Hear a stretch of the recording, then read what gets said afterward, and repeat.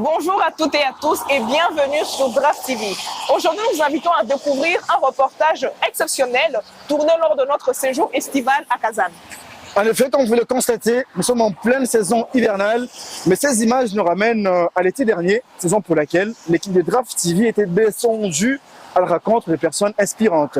À Kazan, nous avons fait la découverte d'une personne au parcours exceptionnel, Evi Mawete, connu comme le premier Africain conducteur de tramway dans cette ville. Bien sûr, un témoignage fort qui illustre l'intégration, le professionnalisme et la détermination d'un Africain qui a su s'imposer dans un pays qui n'est pas le sien. Alors, nous vous invitons donc à découvrir ce reportage tourné en été, mais dont le message reste plus que jamais d'actualité. Et c'est parti. C'est maintenant sur Draft TV. On ne vous montre pas famille, je vous accueille aujourd'hui dans le corps de métier que j'exerce à Kazan, chef-lieu de la République du Tatarstan, bien sûr. Venez avec moi, let's go. Je me prénomme Mawete Evi. Je suis congolais de la RDC. Je vis en Russie depuis près de 10 ans. Vous êtes à quelle ville maintenant? Je suis à Kazan. J'y vis depuis presque 7 ans. Je peux savoir quelle est votre profession? Bien sûr, je suis conducteur de tramway, comme qui dirait tramway en russe. Vous êtes venu ici, quel était votre motif de votre arrivée en Russie? Eh ben, la motivation, ou comme qui dirait, le motif était d'abord les études. Eh ben, j'ai pu me satisfaire dans ces domaines-là. Et par la suite, je me suis décidé à y vivre, d'où la profession que j'ai choisie et que j'exerce au jour d'aujourd'hui. Vous avez fait quel domaine? Eh ben, j'ai évolué dans le domaine juridique, bien sûr. Je suis un avocat de profession, bien sûr, qui n'exerce pas. Mais grâce à Dieu, avec le temps, pourquoi pas, peut-être dans 10 ans, dans 15 ans, pourquoi pas, y retourner. Puisque j'adore le droit. Mais qu'est-ce qui vous a poussé de quitter le droit et d'être maintenant conducteur de tramway? La motivation était la recherche, on va dire, d'expériences, de nouvelles expériences. J'aime bien toucher à tout. Eh ben, ça vous étonnerait peut-être, mais je suis également conducteur de poids lourds, comme qui dirait de véhicules assez surchargés, bien sûr, de camions, comme on a l'habitude de les dire, hein. Au-delà de ça, je suis une formation de tractériste. J'aime bien toucher à tout, voir un peu à quoi ça pourrait me mener clairement. C'est la formation qui vous a coûté beaucoup de temps? Eh ben, plus ou moins 6 mois. Plus ou moins 6 mois, je dirais ça. Ça dépend. Hein. Ça dépend de la manière dont la personne s'y prend, la compréhension et l'application de l'étudiant. Donc, on parle que oui, pour faire toutes ces formations, il faut avoir la nationalité russe. Si tu n'as pas la nationalité russe, tu n'as pas ces droits de faire ces genres de formations. Eh bien, pas forcément. Hein. Désolé de vous décevoir et de vous mettre au pas, mais vous n'êtes pas censé avoir impérativement la nationalité russe hein, pour exercer ou soit poursuivre n'importe quelle formation. Votre visa simplement suffit à vous lancer dans l'apprentissage de n'importe quelle formation. Alors, en tant que conducteur de tramway, comment se comportent tes clients? Comment les relations entre vous et ces clients? Comment ils vous ont reçu? Eh ben, pour une première expérience, j'ai été servi, hein, ce qui est sûr.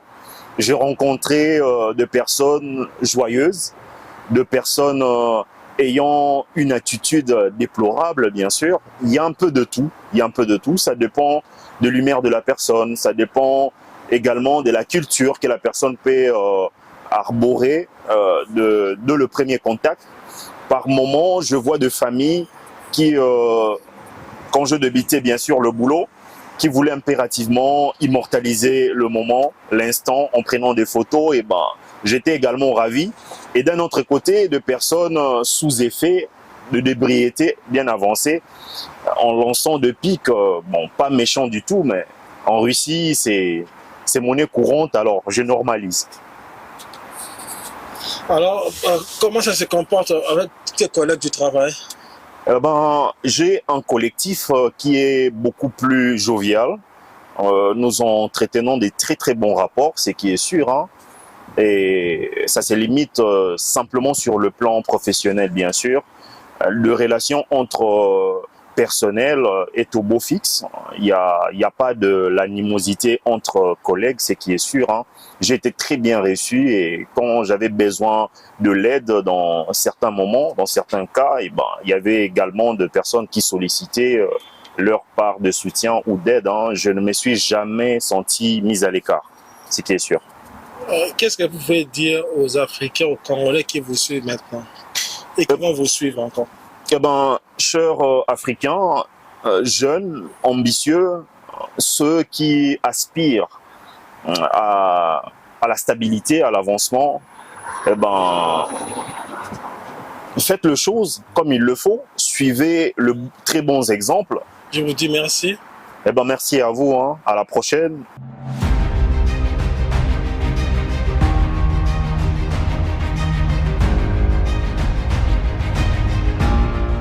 Eh ben, là, je viens de finir mon service. Je passais la main à un autre conducteur.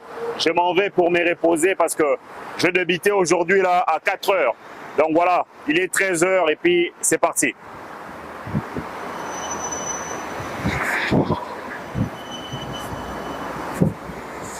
Après sa journée de travail, Evim avait été tenu à nous accompagner personnellement à bord de sa voiture pour une visite de la ville de Kazan.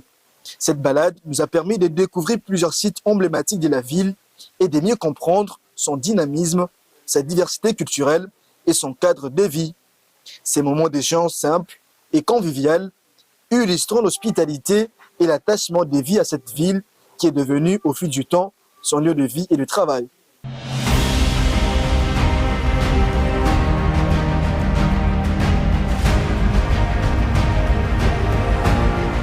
À travers ce reportage que nous avons réalisé durant notre séjour à Kazan, nous avons découvert un parcours marqué par la persévérance et le professionnalisme.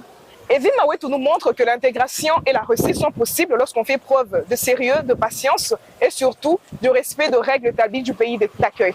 Son histoire nous rappelle que le travail et la détermination peuvent vous ouvrir les portes, même loin de chez soi. Merci de nous avoir suivis dans cette édition de À la rencontre sur Draft TV. C'était avec vous Noéla Odia Et Michel Ngongo. On se retrouve tout à l'heure. Abonnez-vous et partagez. Merci.